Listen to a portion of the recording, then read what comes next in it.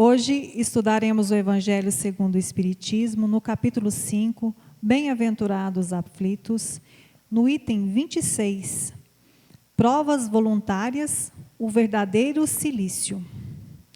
Perguntai se é permitido abrandar as vossas próprias provas. Esta questão leva a esta: é permitido aquele que se afoga procurar salvar-se?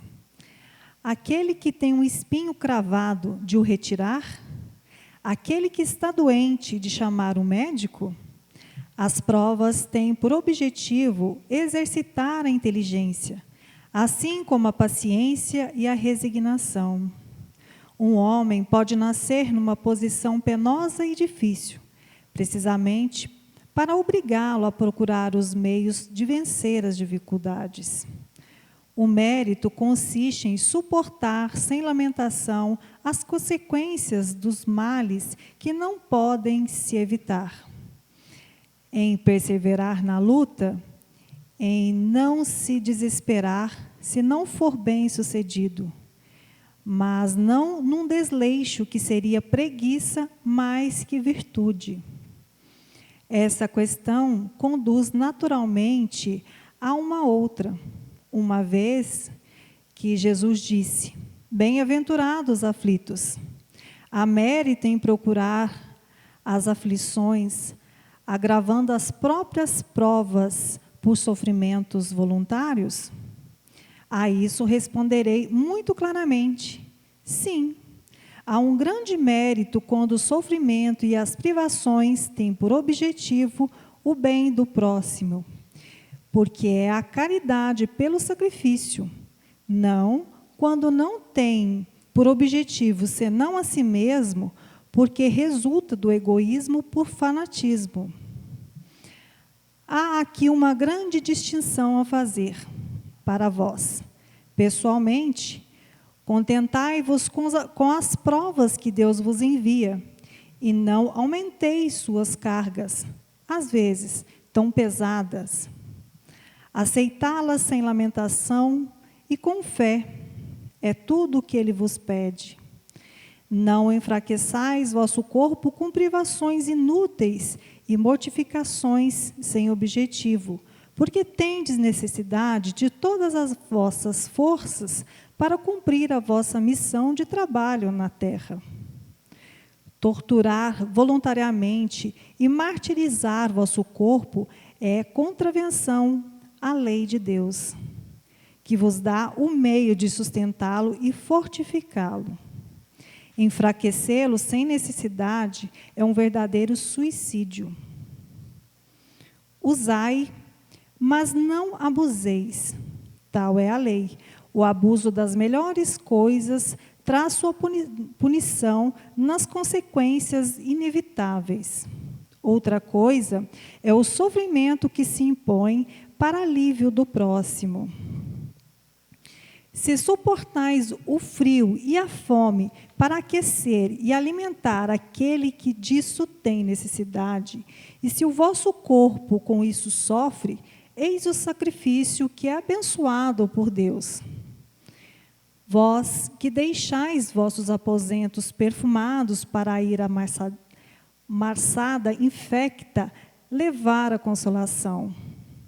Vós que marchais vossa mão, vós que manchais vossas mãos delicadas, cuidando de chagas, vós que privais do sono para levar a cabeceira de um doente, que não é senão vosso irmão em Deus, vós, enfim, que usais vossa saúde na prática de boas obras, eis vosso cilício, verdadeiro cilício de bênção, porque as alegrias do mundo não secarão o vosso coração. Não adormeceste no seio das volúpias destruidoras da fortuna, mas vos fizestes anjos consoladores dos pobres deserdados. Mas vós, que vos retirais do mundo para evitar suas seduções e viver no isolamento, qual a vossa utilidade na terra? Onde está a vossa coragem nas provas, uma vez que Fugis da luta e desertais do combate. Se quereis um cilício, aplicai-os sobre vossa alma e não sobre vosso corpo. Mortificai vosso espírito e não vossa carne. Fustigai vosso orgulho, recebei as humilhações sem vos lamentar. Pisai vosso amor próprio, resisti contra a dor da injúria e da calúnia. Mais pungente que a dor corporal, eis o verdadeiro cilício, cujas feridas vos serão contadas, porque elas atestarão vossa coragem e vossa submissão à vontade de Deus. Um Anjo Guardião, Paris, de 1863. E para nos ajudar no estudo de hoje, nós teremos a colaboração dos nossos amigos e facilitadores, Luciano Coimbra e Fabiano Capanema. Um bom estudo a todos. Estamos mais uma vez aqui reunidos, agradecendo a Deus pela oportunidade de estarmos estudando a doutrina espírita. Agradecemos a você, internauta, que está nos assistindo. Esperamos poder estudar hoje esse tema tão importante, que é o capítulo 5 do livro Evangelho segundo o Espiritismo, com o título Bem-aventurados os aflitos. No item 26, nós vamos encontrar um tópico que fala sobre as provas voluntárias, a que todos nós deveremos passar por elas, buscando a nossa redenção espiritual. Então, a gente agradece a oportunidade de estarmos aqui. Mais uma vez, agradecemos a participação do Luciano e gostaríamos, então, de passar a palavra para ele iniciar o estudo para a gente. Muito obrigado, Fabiano. Uma boa noite a todos.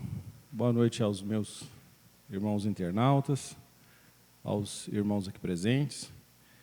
Mais uma vez, uma alegria estarmos aqui para mais uma noite de estudos, onde hoje falaremos sobre o capítulo 5, Bem-aventurados aflitos, como disse o Fabiano, no item Provas voluntárias, o verdadeiro cilício.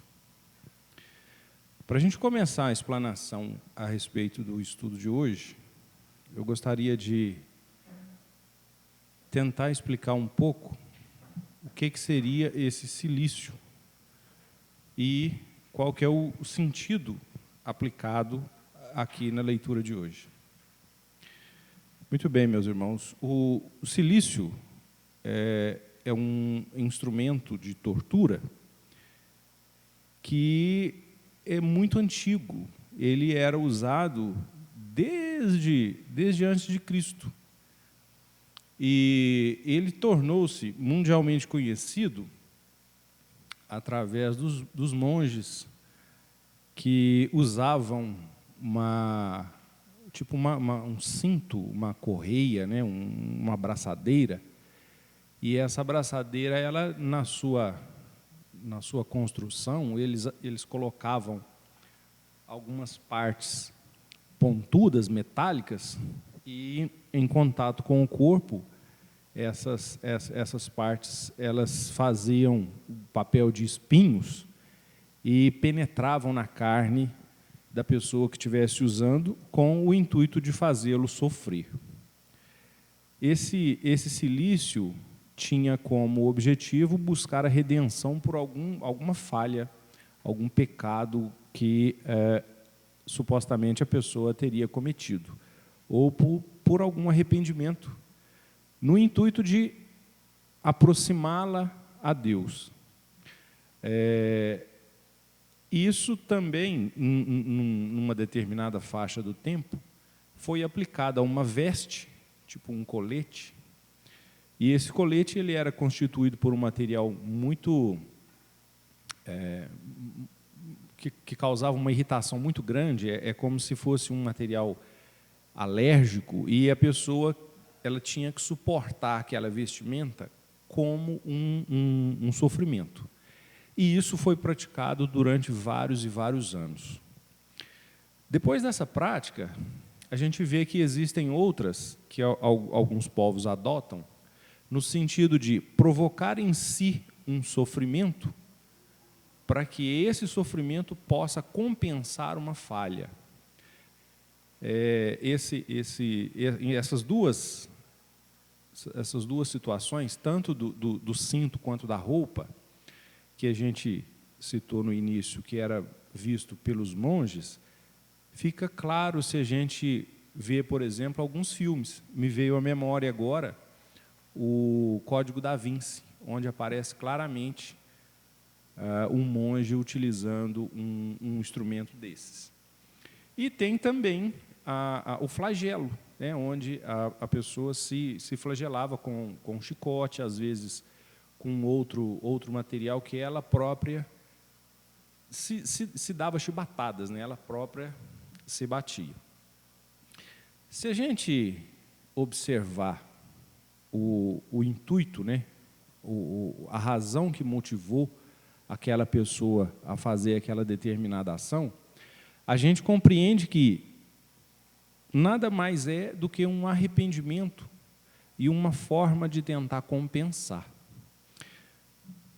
Só que Deus não espera que nós tenhamos maior sofrimento do que as nossas próprias cargas, do que as nossas próprias provas. E como que a gente pode, então, ver o intuito desse cilício nesse texto? O cilício também significa aquela imposição, aquele sofrimento que você se coloca voluntariamente, mas em razão de uma outra situação. E que essa situação nem sempre é uma situação nobre, é uma situação justa. Vamos dar aqui alguns exemplos. Nos nossos dias atuais, a gente tem o hábito, por exemplo, de, no momento de aperto, fazer uma promessa.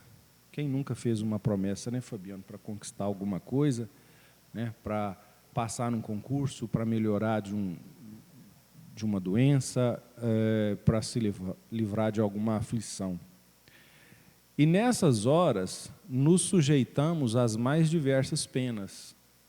Eu deixo de comer alguma coisa, ou eu vou a pé de uma cidade a outra.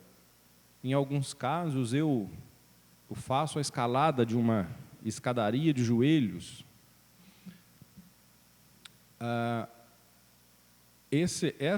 Essa situação, ela nos leva a uma reflexão.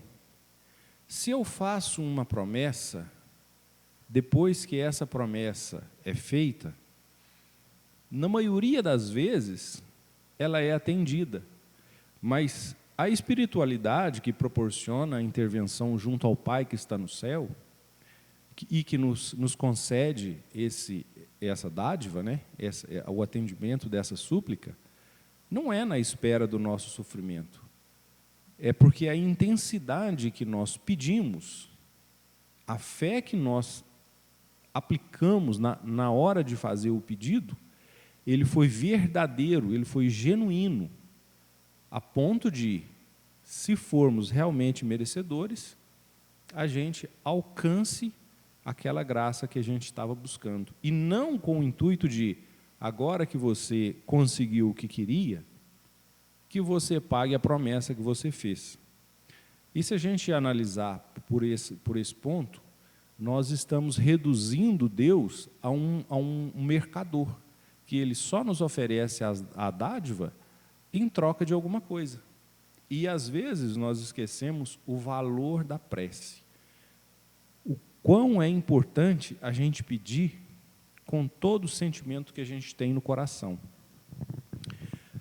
Às vezes, a gente vê algumas pessoas fazendo diversos tipos de promessas, às vezes por coisas pequenas, às vezes por coisas sem fundamento. Vou dar exemplos. Se Deus me ajudasse que eu ganhasse na loteria para construir a minha casa, eu daria uma porcentagem aos pobres.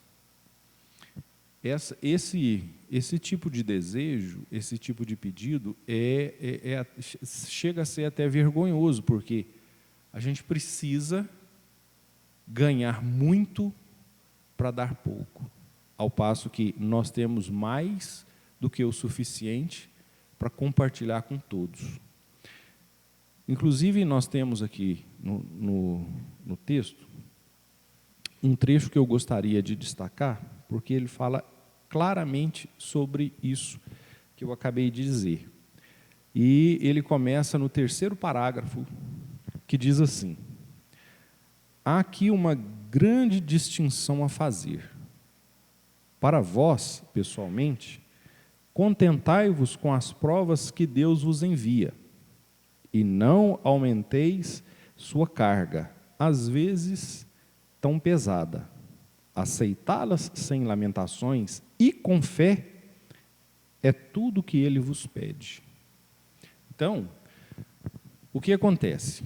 Nós já somos inseridos no meio, numa sociedade, numa família, pré-programado para que esse meio nos forneça todos os materiais, todas as situações que nós precisamos para que possamos melhorar nos nossos pontos falhos, para que possamos deixar aquele sentimento mesquinho que às vezes é mais latente, trabalhar naquele lado que às vezes foi esquecido, naquele lado que às vezes a gente não dá tanta atenção.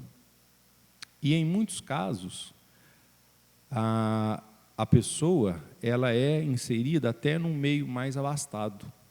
Não significa que a pessoa que tem muitas posses é uma pessoa sortuda, que é uma pessoa que não tem desafios.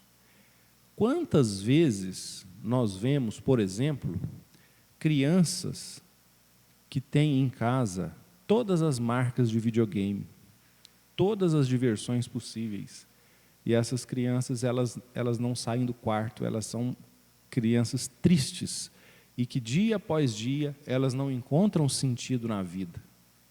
Ao contrário de crianças que não têm uma bola e que fazem as próprias bolas, às vezes com pano, às vezes com materiais reciclados, e ficam horas e horas e horas brincando com aquela bola que foi feita de forma artesanal, sonhando com o dia que realmente forem brincar com uma bola de verdade.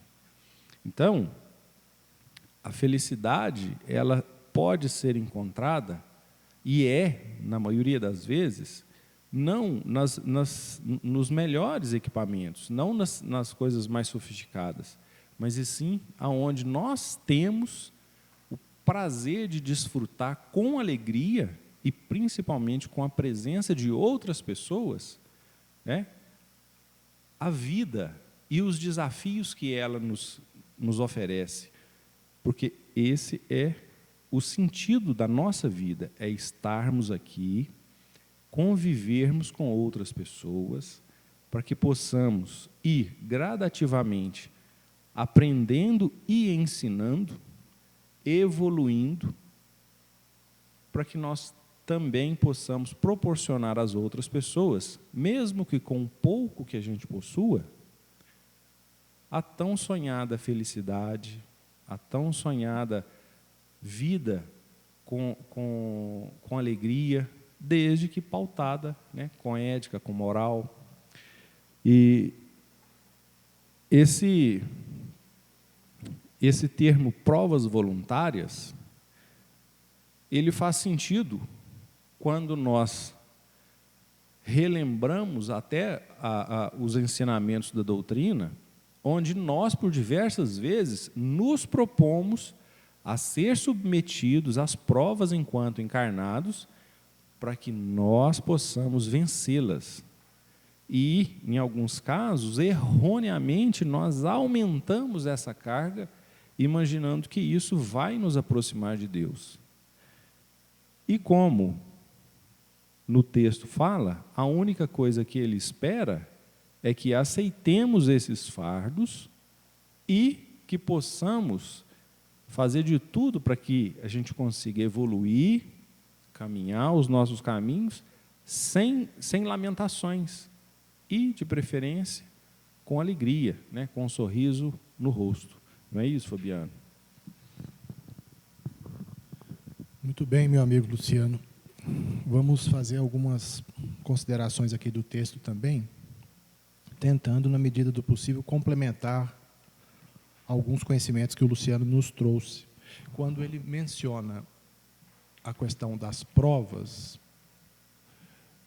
nós sabemos pela doutrina espírita da pluralidade das existências e que, para uma nova oportunidade, quando estamos nos preparando em um novo projeto reencarnatório, nós teremos que aceitar algumas delas, algumas provas que são sugeridas pela espiritualidade amiga, e teremos também que pedir que situações sejam oportunizadas nessa nova reencarnação, para que a gente possa colocar, de certa forma, em prova se os conhecimentos que eu adquiri, eles estão bem sedimentados.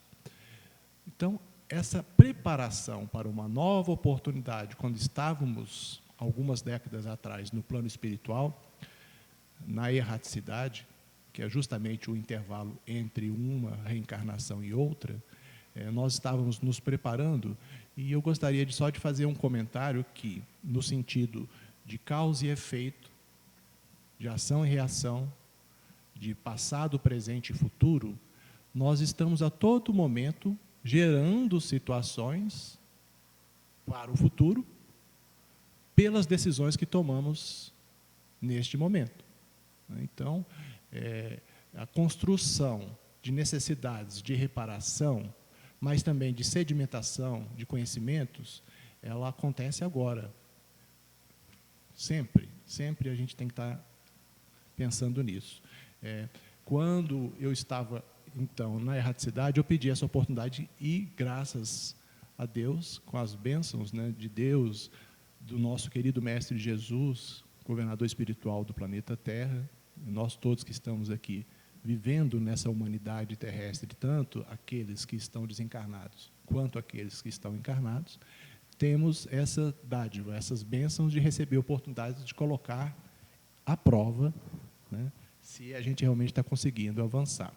Então, em se tratando de, quando a gente fala de expiação, já é um processo mais doloroso. Nós estaremos recebendo uma nova oportunidade, vamos nos inserir num contexto familiar ou não, porque a gente sabe que até a questão da orfandade, ela é uma expiação, pode ser uma expiação, né?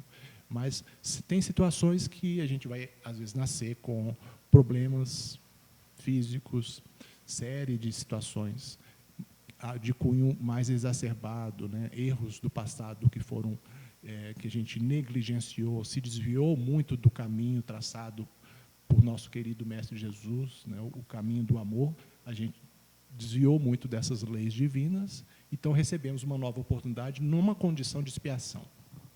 Mas no que nós estamos estudando hoje, quando Cristo fala das bem-aventuranças, bem-aventurados os pobres de espírito, bem-aventurados os pacíficos, os brandos, bem-aventurados os aflitos, que é o capítulo 5, que nós estamos estudando, essas bem-aventuranças são condições, são construções e trabalhos que cada um de nós, no processo individual de construção do ser, né, esse espírito imortal, que precisa, como o próprio Luciano comentou, né, fazendo uma alusão ao Cristo, do fardo, né, Deus não nos dá um fardo mais pesado do que a gente possa suportar. Foi o comentário que eu escutei o Luciano fazendo agora há pouco, e fiquei refletindo. Quando chegar o momento de fazer algum comentário, eu gostaria também de mencionar algumas coisas nesse sentido. Então, eu fiquei pensando, assim, ok, ele não dá fardos mais pesados, porque conhece a nossa intimidade, sabe das nossas potencialidades, mas sabe das nossas fraquezas, então seria prejudicial. Se nos oportuniza uma nova reencarnação com o objetivo de buscarmos, cada um de nós, a nossa redenção espiritual, se eu colocar fardos mais pesados, vai conduzi-lo a um processo de queda que pode ser desastroso. Qualquer deslize provocado por um excesso, uma sobrecarga de provações, de sofrimentos, pode conduzir nós todos à necessidade de séculos de reparação pela frente. Porque nós somos imortais, mas temos toda a eternidade pela frente. Mas não podemos colocar como justificativa íntima, tentando burlar a consciência que me cobra, na próxima existência eu resolvo isso. Não, a gente tem que procurar para o caminho da felicidade, que o Luciano também mencionou, muito apropriadamente. Esse caminho da felicidade, a construção dele, é necessário que seja feito agora, e com esforço. Por quê? Se a gente pudesse, como a gente leva uma vida alienada, às vezes, da nossa realidade espiritual, inseridos num mundo de muitas vicissitudes, alternâncias, muitas dificuldades, às vezes a gente fica com uma crise mesmo de percepção da importância de esforçar agora. E o esforço que o Luciano mencionou é nesse sentido, no esforço de fazer o bem para o outro, no processo da caridade, que você também falou, Luciano, da importância da oração.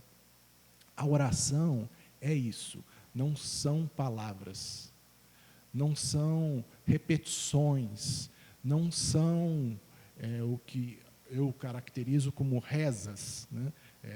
Rezas. A oração é você colocar essa caridade, a ação no bem em prática para o outro. Mas quando nós estamos fazendo pelos outros, nós estamos fazendo, na verdade, por nós mesmos.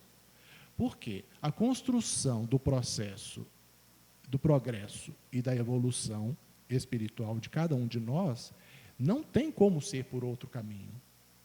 Se analisarmos que progredimos pelo campo da intelectualidade, buscando estudar a doutrina, buscando estudar todo o conhecimento disponível na humanidade, a ciência humana, a gente progride intelectualmente, ok. Mas tudo isso não teria sentido se nós não buscássemos essa outra asa que nos permitirá alçar voos mais altos, que é do sentimento, da caridade, de se condoer com o outro, da empatia, de se colocar no lugar do outro. Então, a gente sabe que não há outra forma de evoluir espiritualmente. É através mesmo da fé, todos nós que estamos passando aí por essas provas, que vão requerer da gente um certo grau de sacrifício, de dedicação, a gente precisa de ter essa fé no amparo do Cristo e dos seus prepostos, que a todo momento estão nos acompanhando, não estão interferindo, mas estão nos tutelando. Ao final, eu me lembro que a Ana leu esse texto, e ao final ela falou assim: Um Anjo Guardião, Paris, 1863.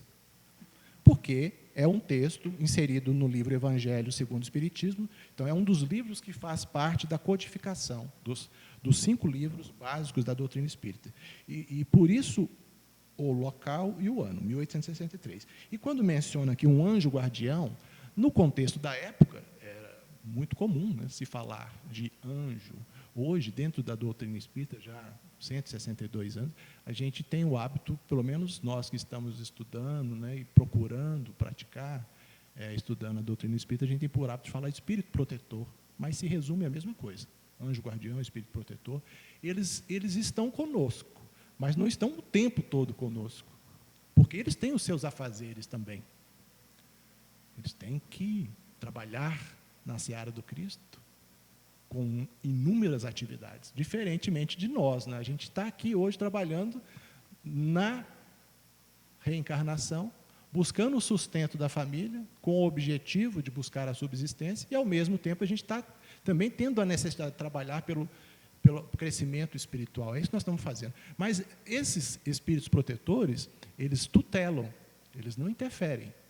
Eu estou fazendo uma distinção, porque nós temos os espíritos da terceira ordem, da segunda ordem, da primeira ordem, né? Então, um espírito de primeira ordem, como Cristo, já é um espírito puro, um espírito que já conseguiu adentrar ao reino angelical, pelo seu esforço pessoal e pela sua trajetória há bilhões de anos. Nós estamos ainda na condição de espíritos imperfeitos, mas aqui nós temos, no plano espiritual, várias categorias de espíritos. O nosso espírito protetor, certamente, ele é um pouco ou mais avançado do que nós. Para nos tutelar, ele tem que ser melhor do que nós um pouco, espiritualmente falando, né?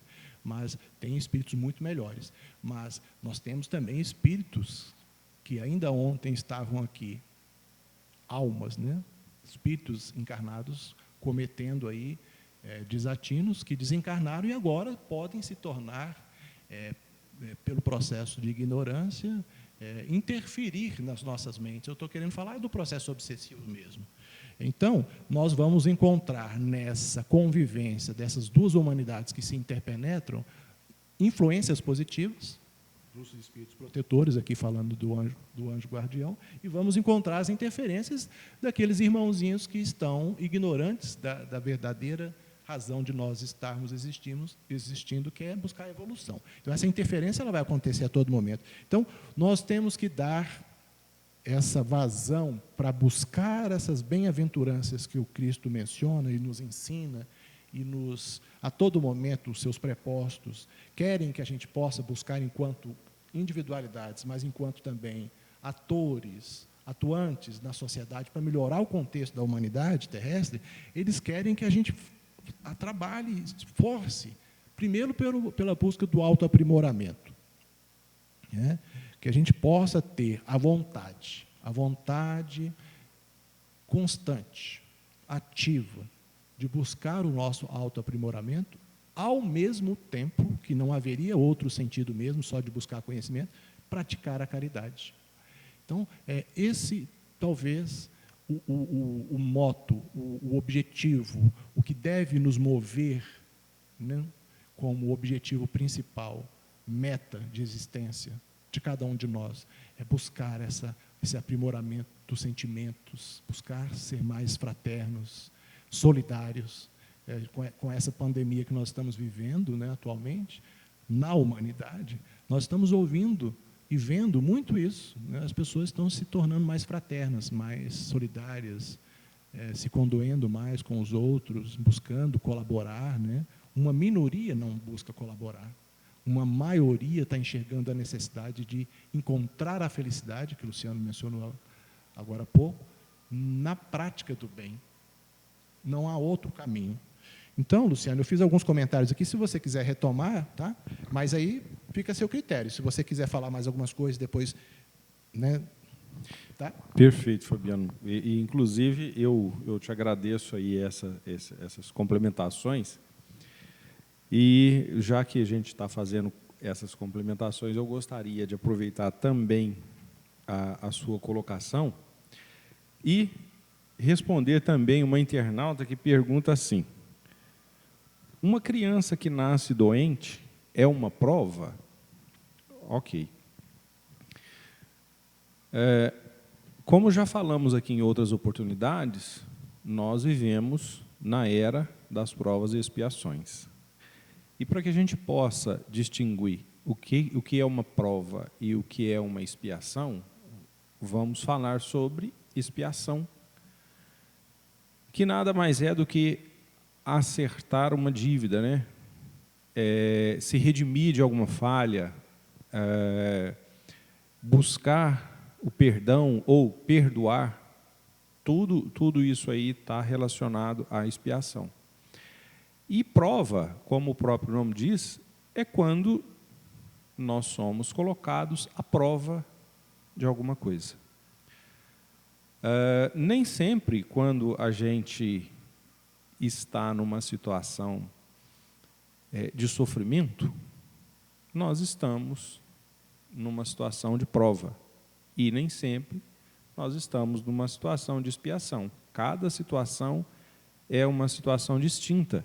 E analisar caso isolado é complicado, porque No Espiritismo não existe uma receita de bolo. Fez isso, vai pagar dessa forma. Se está passando por isso, é porque fez isso, não necessariamente. A doutrina espírita, ela é muito clara quando ela explica a lei da ação e reação, e principalmente quando ela fala da intenção. Quando a gente vai ser submetido a uma expiação, é porque a intenção da gente não foi das melhores. Mesmo que a gente faça uma coisa boa, mas a intenção foi ruim, nós seremos submetidos a uma expiação. Por quê? Porque a intenção é a que conta. Da mesma forma, quando a pessoa comete alguma coisa ruim, mas a intenção foi boa, essa intenção, ela deixa de ser um agravante e passa a ser um atenuante. Então, a gente não consegue controlar todas as coisas que a gente planeja, né? A gente não tem o controle do resultado.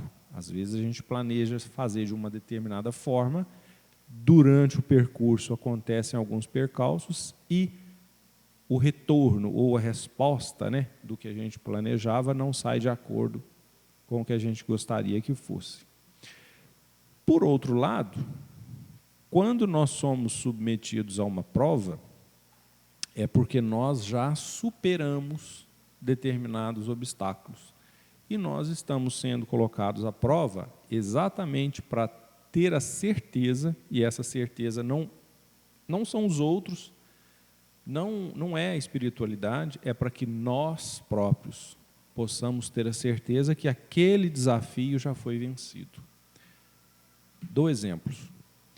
Imagine que a criança, como a internauta perguntou, nasce doente. Isso é uma prova? Pode ser tanto uma prova quanto pode ser uma expiação. Em que sentido pode ser uma prova? Essa criança ela teve, obviamente, uma mãe e um pai. Ao nascer doente, ela gera uma mudança no dia a dia, uma mudança na rotina das pessoas que estão ali cuidando daquela criança. Isso, para essas pessoas, é uma prova. Por quê? Porque elas em si, no seu corpo físico, elas não têm nada, mas em sua responsabilidade, elas têm uma criança doente. Então, elas têm ali a oportunidade de cuidar daquela criança, e muitas vezes, que mais uma vez não é regra, mas que numa outra situação pode ter sido, às vezes, até abandonada. Para a própria criança, esse fato de nascer doente pode significar várias coisas. Um exemplo é, como até o final da pergunta fala, e quando ela desencarna? Tipo, se a criança nasceu doente, daí pouco tempo ela desencarna. Em algumas situações, principalmente para os espíritos suicidas, o espírito precisa passar por um período gestacional para que o seu perispírito possa ser remoldado. E muitas vezes, esse processo de remoldar o perispírito não é suficiente em uma gestação. E a criança acaba nascendo com uma sequela, nascendo com uma deficiência. Imaginem, por exemplo, um espírito que se suicidou de uma forma muito, muito terrível. Às vezes se atirando de um prédio, às vezes se atirando na frente de um trem, alguma coisa do tipo, onde o seu corpo é totalmente dilacerado. O perispírito, que é o corpo que dá forma ao nosso corpo físico. A gente já falou sobre o perispírito em outras palestras, para que os internautas que queiram se reiterar do assunto e que se interessaram no tema, pode fazer uma pesquisa aí no canal do Jesus, que nós temos palestras falando a respeito. Mas esse perispírito, para ser recomposto, ele precisa passar por um período gestacional. Se um período gestacional não for suficiente, a criança vai nascer sim com alguma deformidade, com alguma doença, alguma coisa que não seja dentro do que nós adotamos como uma criança saudável. Em alguns casos, ela chega a desencarnar rápido para que ela tenha uma nova oportunidade de passar por um novo período gestacional e aí sim nascer uma criança completamente saudável. Então, o que acontece?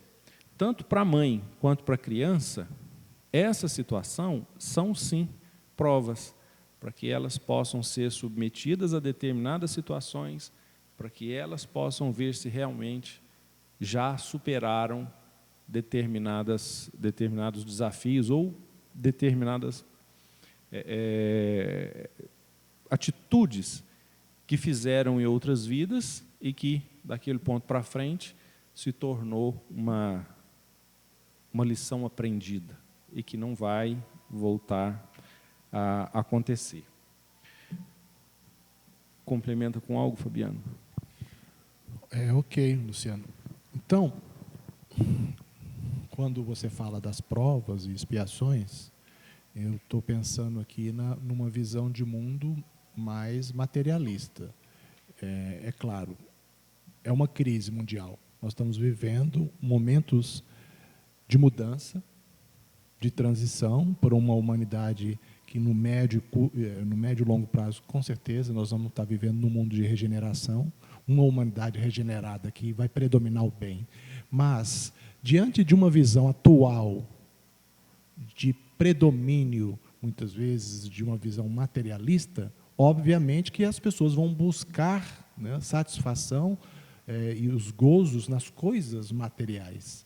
E aí está trazendo uma crise de percepção e um sofrimento generalizado, porque a gente percebe que não é através desse tipo de aquisição que é efêmera, passageira, riqueza, a posse de tudo que a gente possa imaginar, é passageira, é muito rápido. O próprio corpo, o espírito é usufrutuário de um corpo físico que nos foi concedido.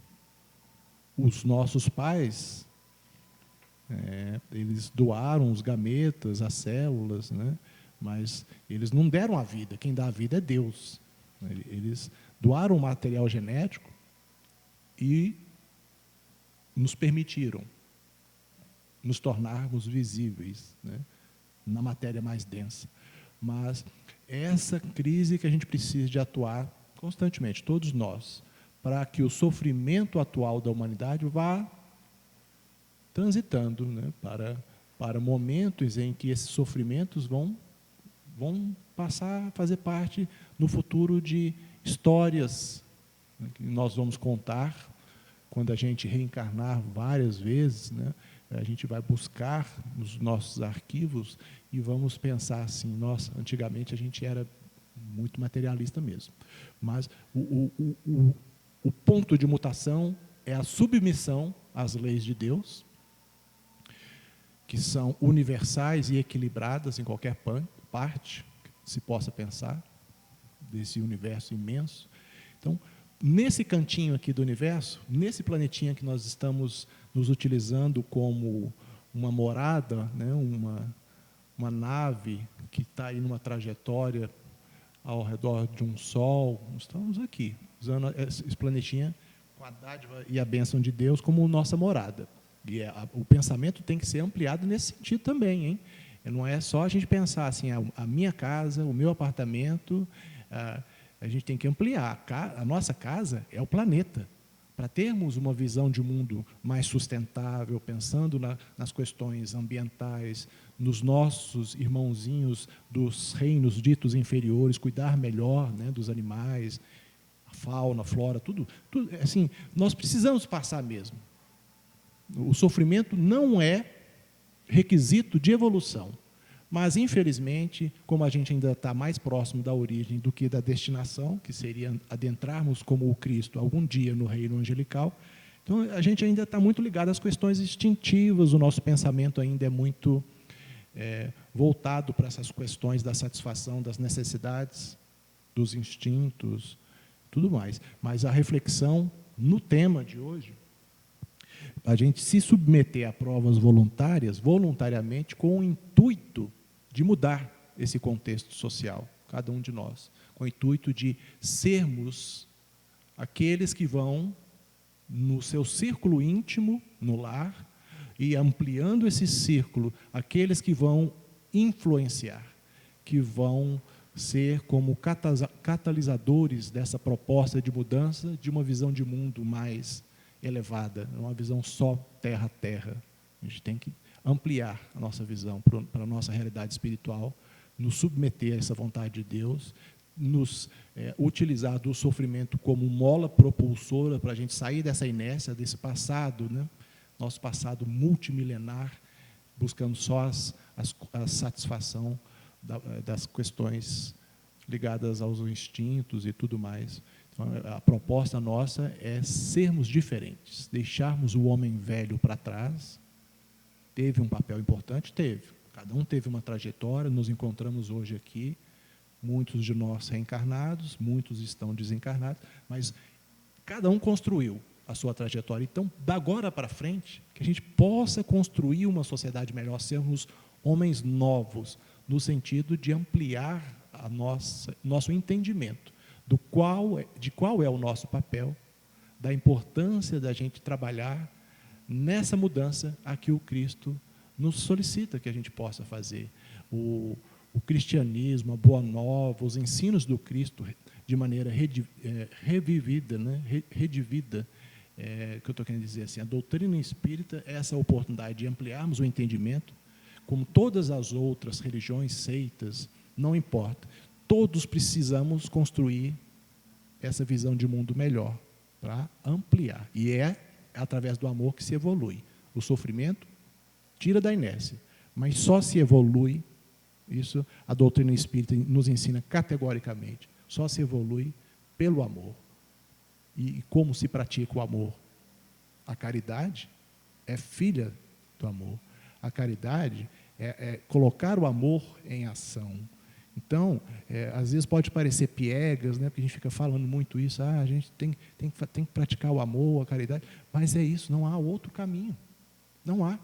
Para a reformulação íntima e colaborarmos na seara do Cristo. Então, assim, como reflexão final, o nosso tempo aqui acabou, eu gostaria só de fazer esse comentário, sabe?